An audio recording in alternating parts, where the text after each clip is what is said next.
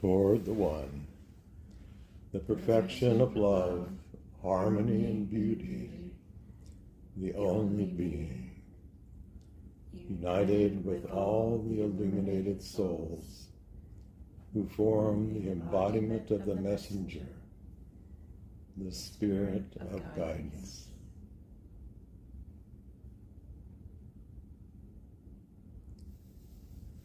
Tonight's class was actually inspired by a store in a little town in the Yukon. The town was called Carcross, and the store sold different kinds of tree syrups.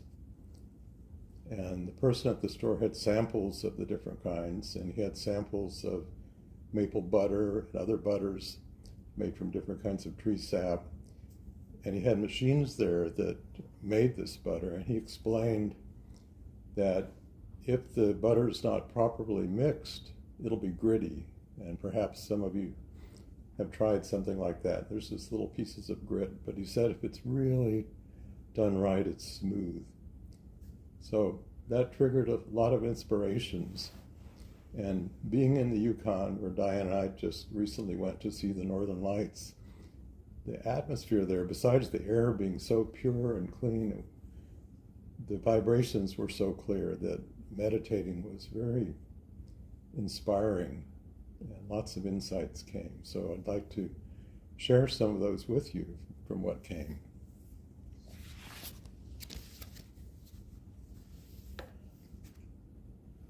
So some of you who've been to previous classes may recall a practice that I shared that was actually from Pir Zia, who's the current head of the Inayat, the Sufi order, where in preparing to meditate, you let go of the usual frame of reference. So you start with each sense individually, and you just imagine you're letting go of all the input from vision. You let go of all the input from hearing and touch and taste and smell. And then you let go of all the thoughts that we usually have and all of the emotions. So you can be just like a clear slate in establishing a relationship with the transcendent or the divine, or however you might think of it.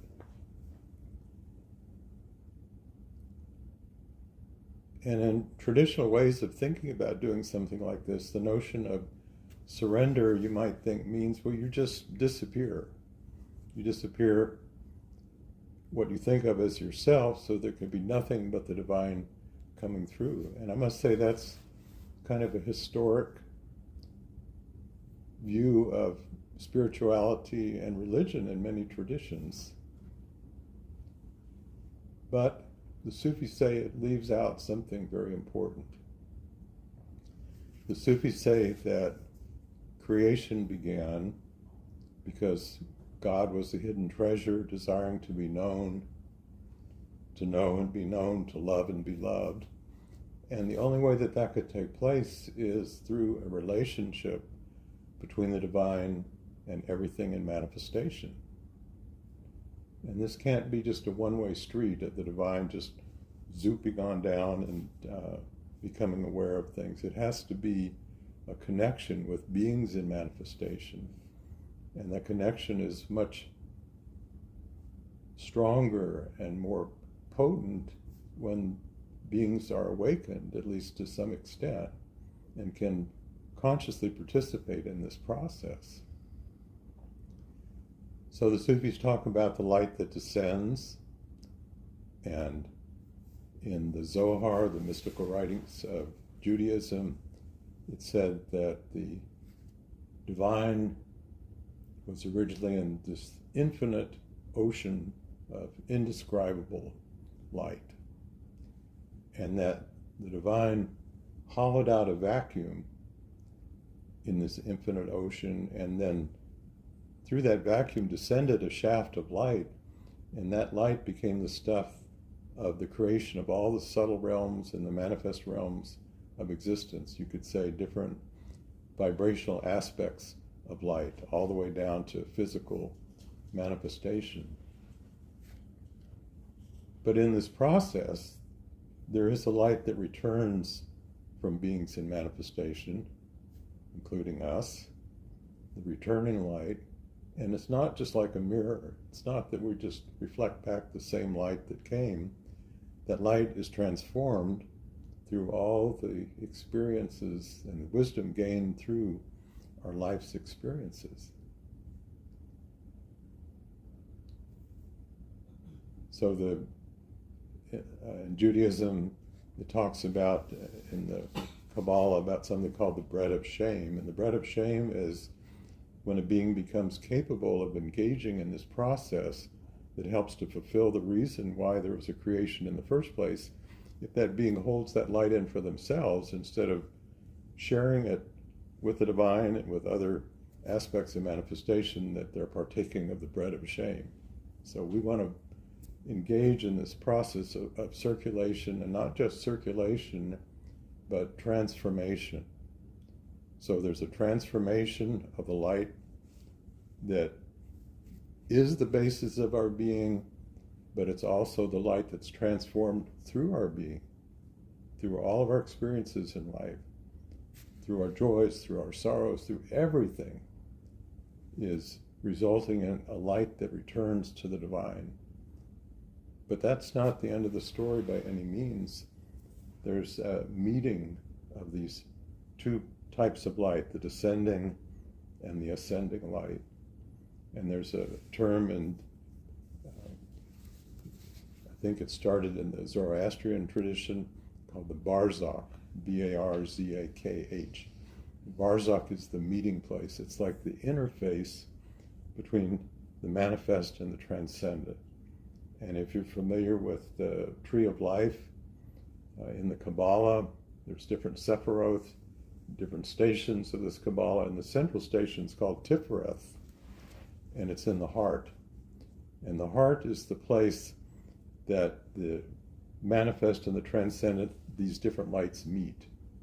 So this operation can take place, this alchemical process can take place that is actually birthing something new that was never there before, that could not happen solely from the divine end of things, and certainly couldn't happen solely from the human end of things. It takes this conjunction of these two lights, this meeting place, that opens up into this. So back to the maple butter and the grit.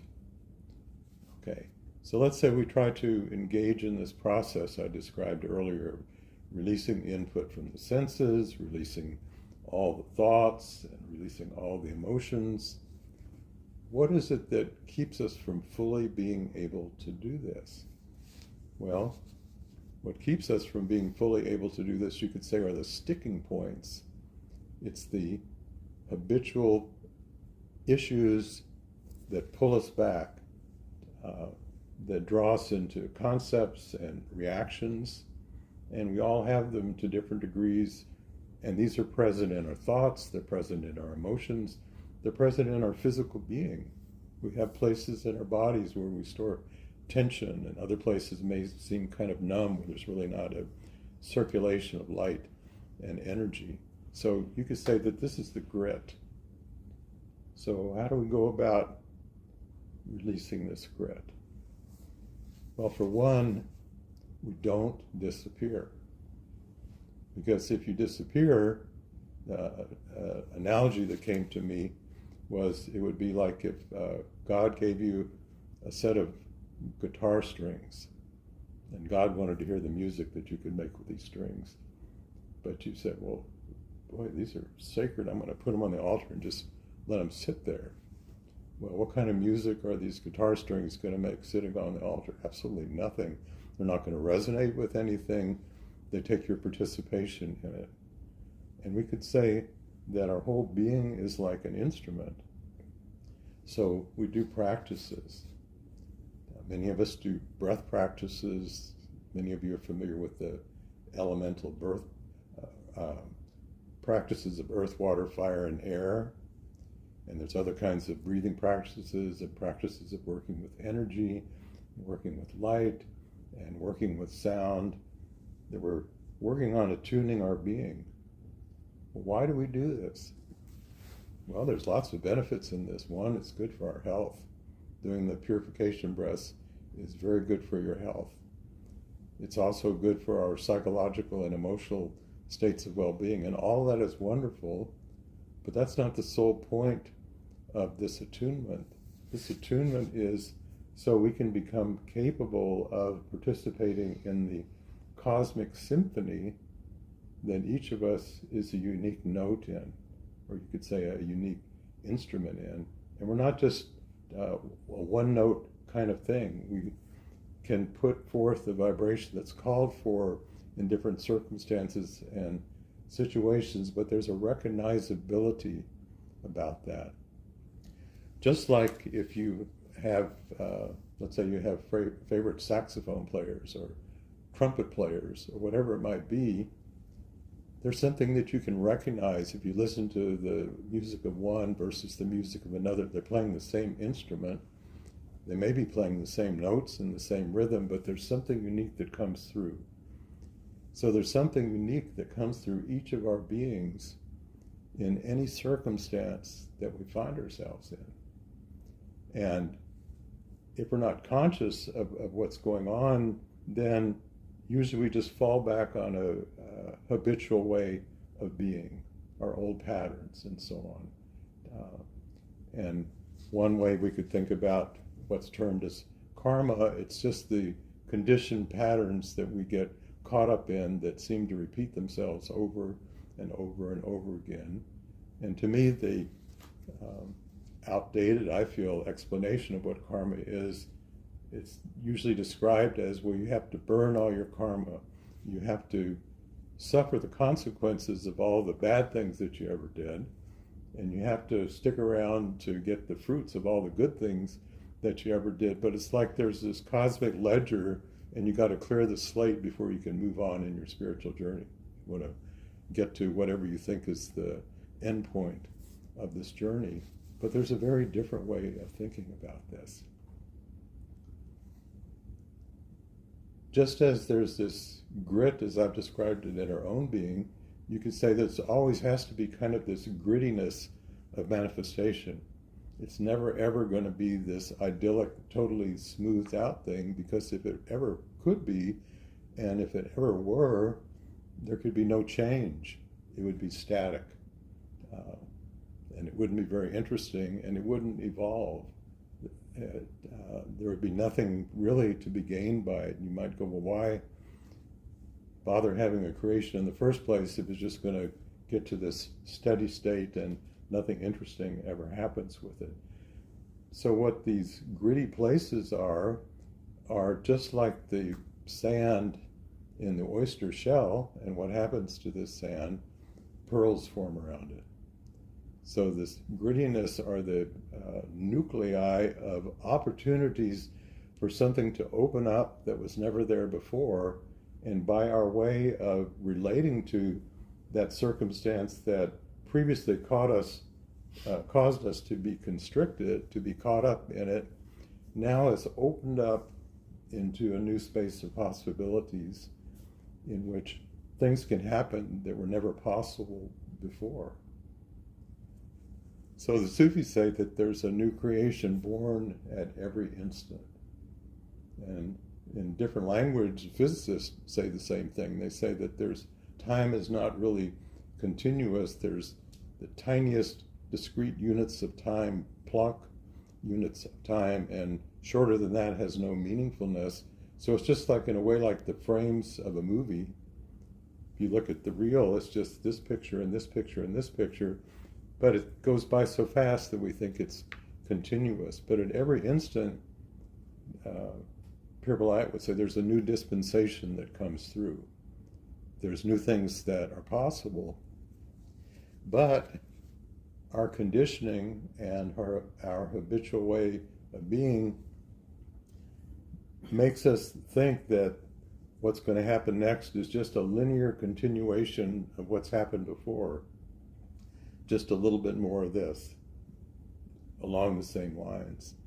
And we feel very surprised when something doesn't go along with this, especially if you've ever had a mystical experience. It's like, whoa, that's someplace else. Uh, that's really not me, but boy, it sure is nice. I'd like to get back to that because that is so much better than this. Instead of realizing that what that was a brief glimpse into the reality in which you always have lived and always will live, but your consciousness gets focalized in a constricted frame of reference that's the mass condition of most of beings in the world.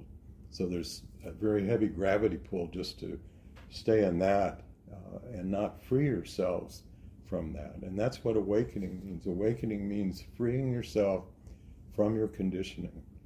So a very different way of thinking about karma is thinking about all this grittiness as all the potentialities for organization to take place to a higher state of being that we have the opportunity to participate in and open up things that not only become available to ourselves, but to all of existence and also to the divine. So there's all these gifts waiting to happen. There's all these pearls waiting to be created in whatever circumstance we find ourselves in. And I've said this before in classes for a very long time, that everything is a portal to the sacred, without exception. Everything is potentially a portal, an opening to a space of sacredness, and the way that opening takes place is by our coming into a very different way of relating to what's going on, which is one that allows a circulation between ourselves, the other person, nature, whatever it might be, the transcendent, the divine, that is enabling this interplay of light to take place that results in the birth of something new. So we could say this is the alchemy of existence that we have the gift of being able to participate in. So let me read you some quotes here.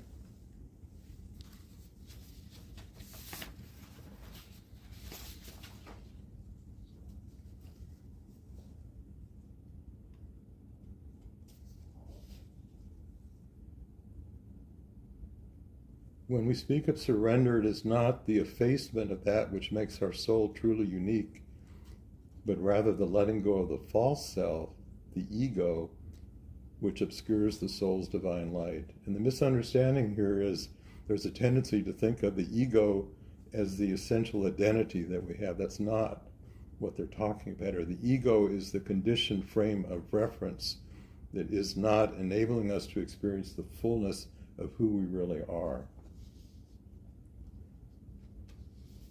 And so in the traditional Sufism, it's talked about annihilation, but it's not of our true essence, but it's annihilation of the illusion that binds us. Okay. When Muhammad was asked, what is the soul? He said, an action of God. Hazrat Inayat Khan says it's a ray of the divine central sun. This ray carries its own unique vibration, its own divine signature. Souls keep their individuality after death, for individuality is not made by the physical body. Individuality is covered by the physical body. When the cover disappears, individuality still remains. Thus, the uniqueness of the soul is not lost, it is unveiled. And the Sufis say, die before death and resurrect now. So die before death means free yourself from the illusion that the essential nature of your being is something separated from the myriad of expressions of divinity everywhere in manifestation in the transcendent, that you could never possibly be separated from that, but you are a unique aspect of that.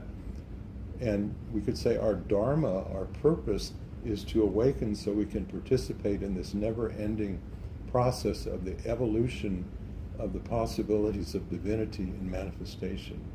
Even more becomes possible of how the divine can be expressed in manifestation, instead of thinking, okay, our purpose is to achieve enlightenment and get out of here and go back to the whatever you want to call it, to nirvana, to in yoga, nirvikalpa samadhi, just disappear and go into the ocean of bliss. But a thought I had about this some time ago, it would be like the divine gave us this gift and wanted us to experience the divinity that's in a rose. Okay, and the divine says, well, I'd like you to come back and report to me. And so someone comes back sometime later and says, Lord, you'll be very pleased. I've dissolved this rose and I've broken it down into its different chemical constituents, and I can even tell you the array of the molecules and the subatomic particles that are in it. And what God is wanting is a poem, music, a dance, an open heart, and saying, get back down there and try again. That's not what this is about.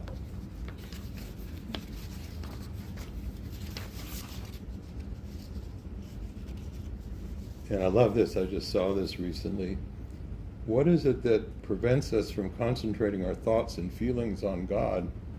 It is the nafs, which the Sufis is the term for the illusory ego, which stands in the light before God, causing, so to speak, a spiritual eclipse.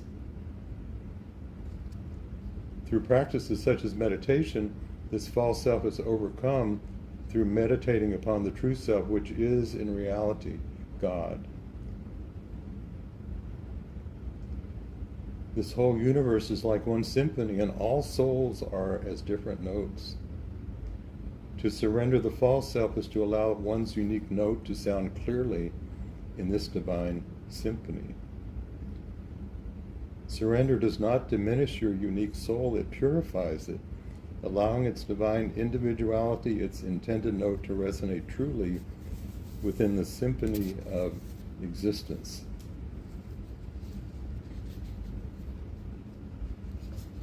So, many of us are familiar with wazaif is the correct term for the plural of wazifa, the names of God.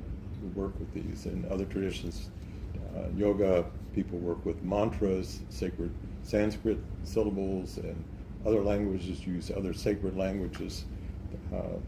But we can work with any divine quality by using the quality as a means of co-creating with the divine through the modality of that quality, such as beauty or compassion. So I want to share a practice that you can work with, and you can fill in the blank for the quality. So we're going to try this with beauty. So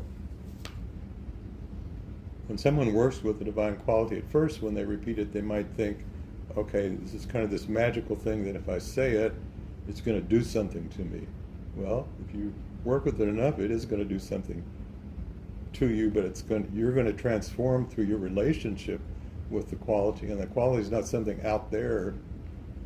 It's something that you've opened up to. It's a way, it's like an artist is expressing through a painting, through tubes of paint, through different colors.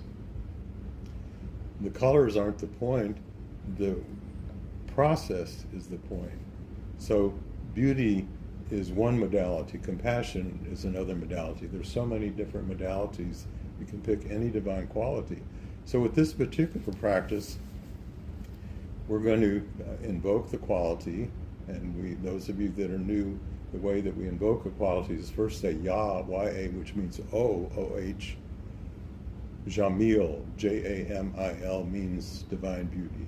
So we're invoking divine beauty. Oh, Ya Jamil. And then there's three parts to this. And if you're new, you don't need to try to do all these three parts. You can just focus on beauty. But if you've worked with these wazaif before, you can try this. And the second part of this practice is Ya Mubin, M-U-B-I-N, which means clarity, which has become one of my favorite practices. So, you're invoking beauty, but you're really clarifying beauty, just like a laser clarifies light to a particular frequency, or a crystal does the same thing. with light. You're really refining and clarifying beauty when you say Ya Mubin. And the third part is Ya Wahabo, Wahhabo. Wahabo is like an outpouring of beauty. So you invoke the quality, Ya Jamil, you clarify it, Ya Mubin, and Ya Wahabo, you allow it just to have an outpouring, not like it's coming from a fixed point in you, it's really coming from everywhere, but you've opened up that quality of beauty to be expressed through everything that you experience. Two ways, from you, from whatever you're experiencing, not just back and forth, but I can't make my hands do this, but the light is continually transforming the light that's received and the light that's emitted. It's always updating and transforming to become something even more beautiful. So we'll try this together. I'll say this triplet a few times, Ya Jamil, Ya Mubin, Ya Wahabo, and then join with me and say it slow and really let yourself feel the vibration of this. The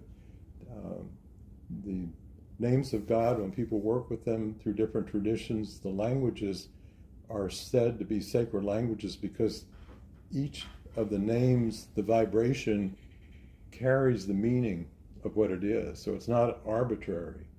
Like Jamil is beauty.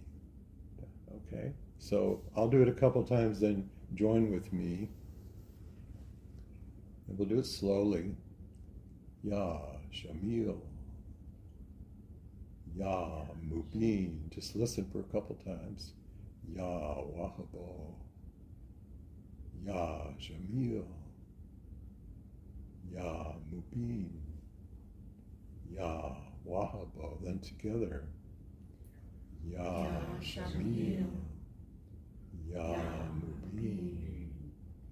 Ya Wahabo. Ya Jamil. Ya Mubin. Ya Wahabo. Ya Jamil. Ya Mubin. Ya Wahabo. Ya Jamil. Ya Mubin. Ya Wahabo. Ya Jamil. Ya Mubin. Ya Wahabo. Ya Jamil. Ya Mubin. Ya Wahabo. Ya Jamil. Ya Mubin. Ya Wahabo. Ya Jamil. Ya Mubin. Ya Wahabo. Ya Jamil. Ya Mubin. Ya Wahabo. Ya Jamil. Ya Mubin. Ya Wahabo. Once more. Ya Jamil. Ya Mubin. Ya Wahabo. Now we're going to do what's called the fikr, F-I-K-R, which means doing it silently on the breath. So without thinking of the Ya, just imagine Jamil as you inhale, and Mubin is the turnaround of the breath between inhaling and exhaling, and Wahabo as you exhale at your own rate. Breathe in Jamil, Mubin, Wahabo.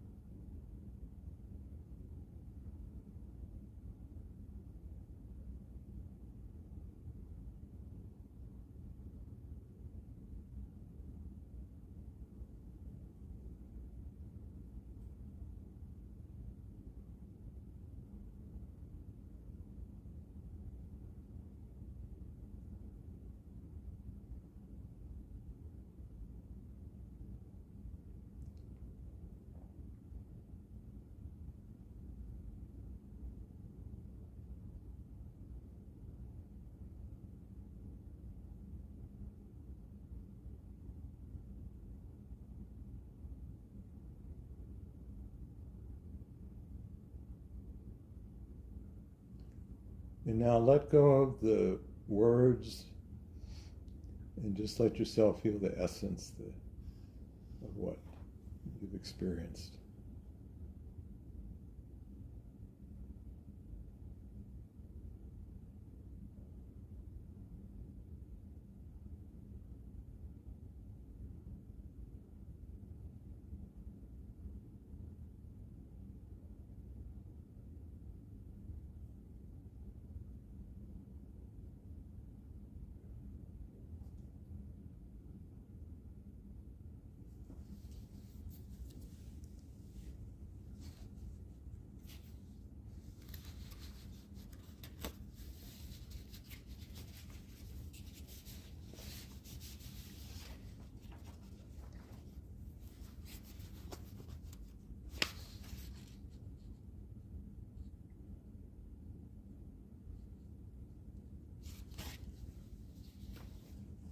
So a friend of mine recently sent me a little passage from Hazrat Inayat Khan and asked me to tell him what I thought because he felt kind of puzzled about what it meant. So I shared what I thought. And so first I'll read what Hazrat Inayat Khan has said. Renounce the good of the world. Renounce the good of heaven. Renounce your highest ideal. Then renounce your renunciation. So I'm just going to read you what I sent back to him. What this means to me is the main message of the Bhagavad Gita. Be not attached to the fruits of your actions. This means not preconceiving what the outcome of your actions will be, and not holding on to whatever comes from your actions, including rewards, status, praise, or self-rewarded brownie points for good deeds. Don't preconceive what the afterlife will be like or be attached to any fixed notion of what the divine is. Learn to live in a continually unfolding space of new possibilities in which your uniqueness is an essential part of what becomes. And the seed of what becomes is the transformation of the original divine impulse that birthed your soul, tempered by the wisdom gained by your life's experiences. Then you are living in a reality with full circulation between your unique being and all that you experience. There is no longer anything to renounce because you have released your attachments to any previous state of being and are always present to the new creation that emerges at every instant. So perhaps this is a little bit different way of thinking about what presence is.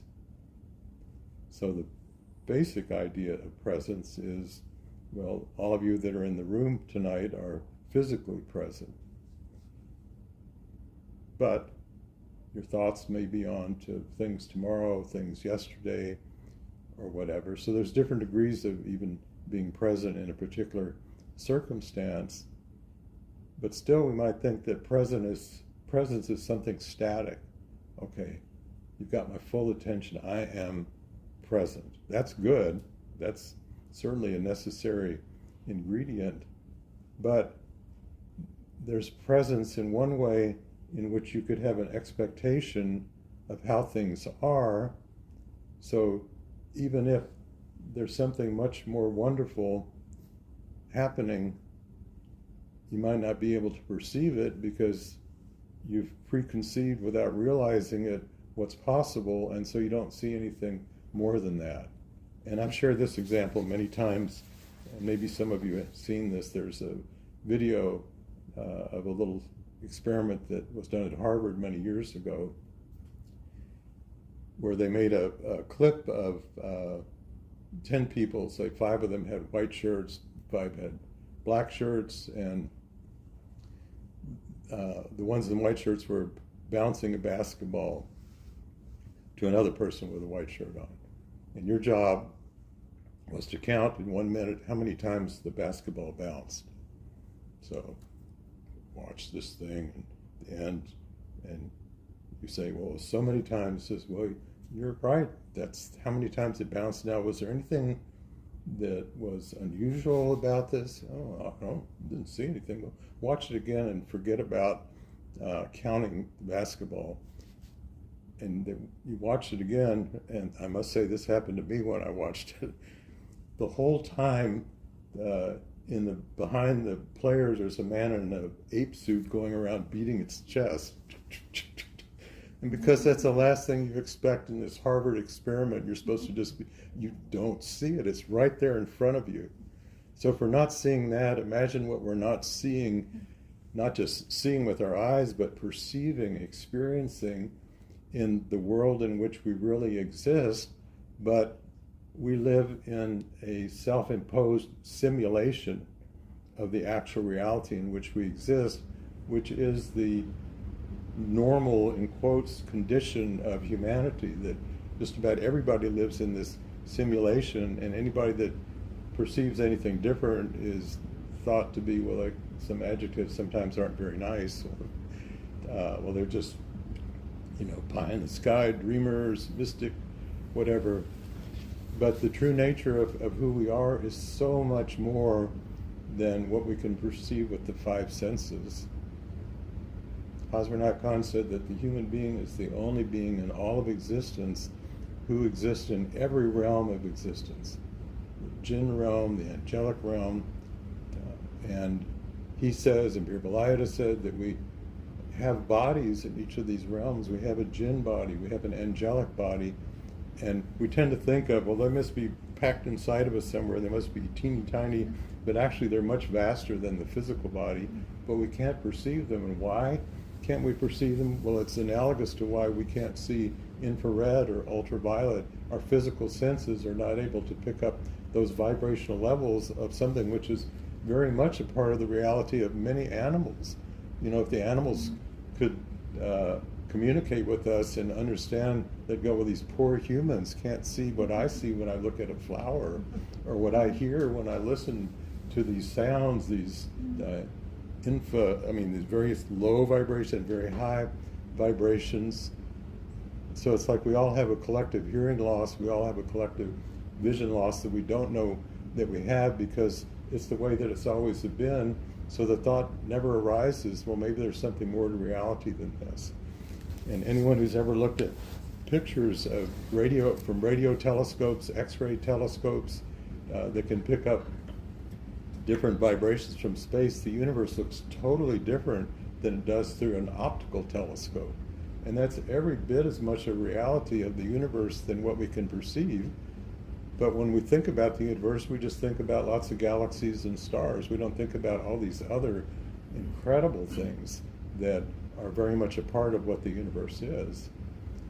And so a big part of awakening is discovering that we do have this multimodal existence that's always going on, that we exist on all these different vibrational levels simultaneously, but our consciousness is normally and totally focalized on physical manifestations, so we don't know that they're there. Well, if we practice different meditation techniques for long enough, then we're going to begin to have experiences of subtle energy, and maybe experiences of visions that we see, although that's not necessarily a measure of someone's degree of spiritual progress, because some people are more inclined to that, or sounds that we hear. But they're clues that there's way, way more to the whole picture than what we can perceive. And so Sufis say that our ideal is to harmonize with everyone in every circumstance. So imagine we're like a musical instrument, and so we can harmonize with what we know of our vibrations, but we have all these other vibrational levels, and if we don't know about them, it's kind of hard to harmonize those. We can't hear them or can't perceive them. As we awaken to those, it'd be like instead of someone playing the organ and they don't have any of the stops or pedals pressed in it's a piano basically. That's beautiful. You can do a lot with a piano, but you can do a heck of a lot more with a grand organ, right? Big pipe organ. So we'd like to be able to access, first of all, discover how to experience these different levels. That's step one. And step two is, once we discover how to experience them, to be able to establish a circulation between our manifest self and this more subtle level. And three, to realize that this circulation is going on all of the time. We don't have to be thinking about it all the time, but it's going on all the time. And when we activate that, then what we bring to whatever we experience is exponentially more than what we normally bring. We're not just bringing this limited, constricted self. So I'm just going to, this practice I really am not suggesting that you do, because I would say it's a little complicated, it's advanced, but I just want you to hear what it is, and maybe you'll get the idea of, and this just came to me in meditating before the class started. So if you've listened or were present at previous classes, I think the last one I did was called The Gift of Limitation. Sounds pretty paradoxical. So this is kind of a follow-up to that. So what came to me was, well, okay, you start with a particular quality, and I'll use Jamil again, beauty, and then you can imagine constricting it, which also means focalizing. It's kind of similar to Mubin, but it's just really getting to the heart of it. And then there's a word, a divine name, Qayyum, which means the perfume. It's like the perfume of the flowers that persist long after the petals have decayed. So you're taking this divine beauty and you're kind of just getting to the gist of it, and you're distilling the essence of beauty. And the last part of this is shakur, which means the divine gratitude. So I'd like you just to listen to this. And again, I'm not suggesting that you do this. It's complicated, but maybe you'll get a feel for just the vibration of this. So again, it's Jamil, beauty, Kabad means constriction, Qayyum, essence or perfume, and then shakur, the gratitude of it. So I'll just do this a bit and just listen to it and just feel the vibration of it without trying to think about, well, what does this part mean? What does that part mean? Ya Jamil, Ya Kabad, Ya Qayyum, Ya Shakur, Ya Jamil, Ya Kabad, Ya Qayyum, Ya Shakur, Ya Jamil, Ya Kabad, Ya Qayyum, Ya Shakur. And just feel the vibration of that.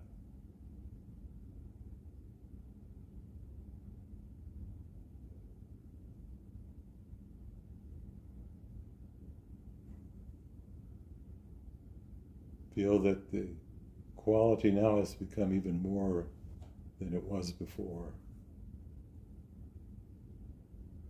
It's like there's been an alchemical transformation of it that is occurring uniquely through the expression of the person experiencing this practice. So it's like a different note of beauty or a different flavor of beauty.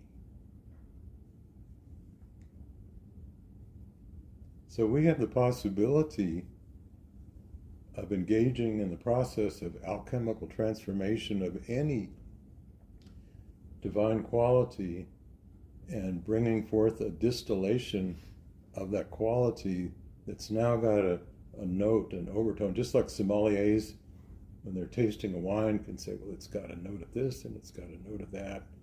So if there was a sommelier tasting this wine, they'll go, oh, I've never experienced this note before. This is something different.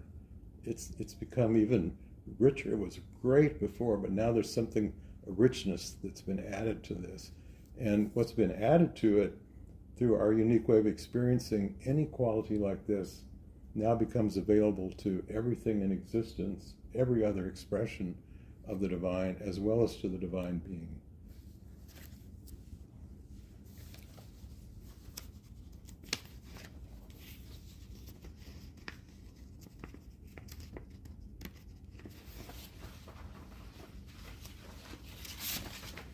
So, here's some goodies from Pir Vilayat.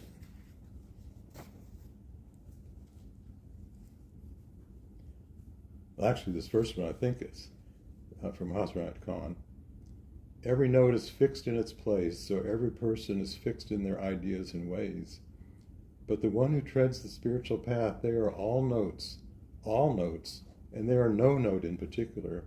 Therefore, they may rightfully be called the keynote, the note which makes a consonant chord with every note that is played with it. There is no beauty where there is no harmony, and I love this. Harmony is the fruit of love. Therefore, by attaining harmony in life, one reaches the perfection of all three: love, harmony, and beauty.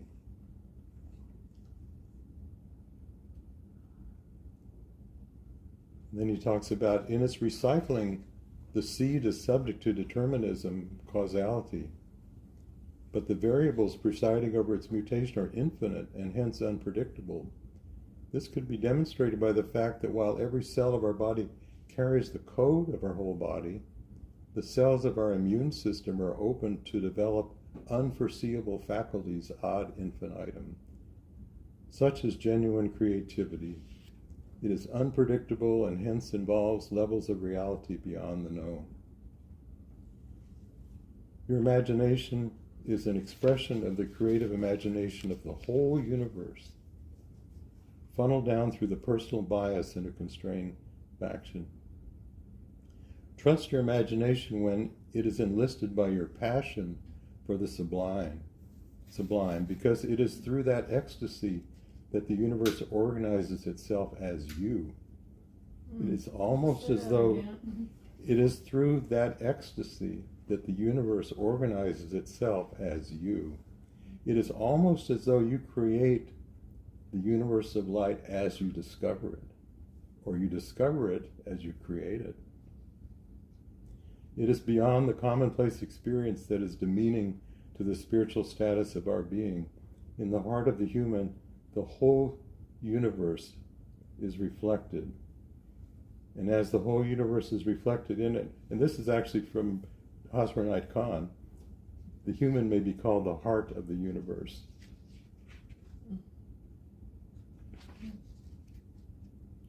As we move ahead, we shall encounter the very subtle body, our celestial counterpart of light, then the very subtle mind, which is neither the understanding that interprets events, nor the creative thoughts that are invested as forms, but as a kind of direct knowledge that is already inherent in us, but which is awakened, and which the Sufis call, therefore, revealed.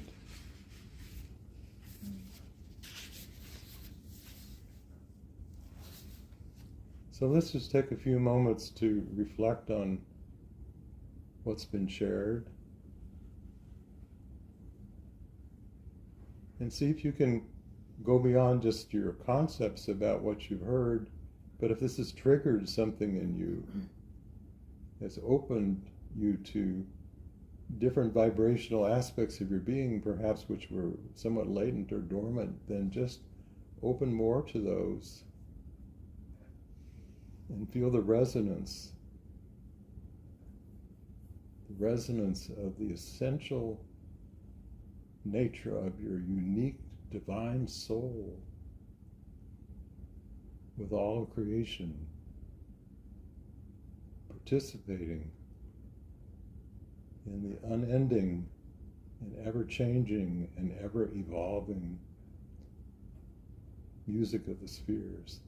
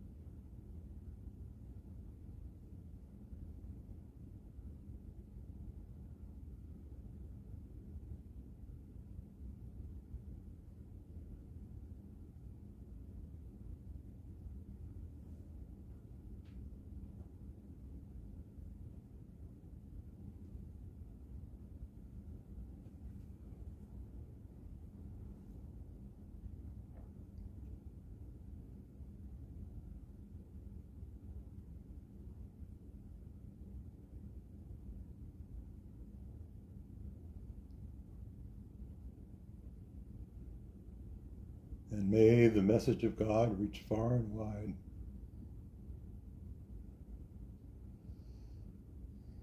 And may we each continue with confidence and joy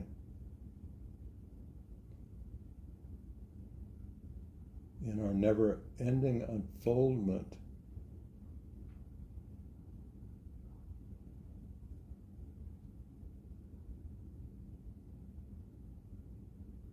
so we can become more and more capable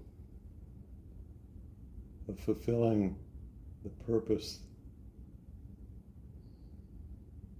that each of us has a unique part to play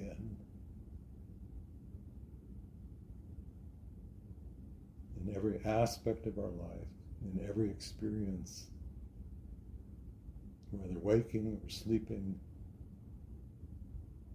in this life and beyond.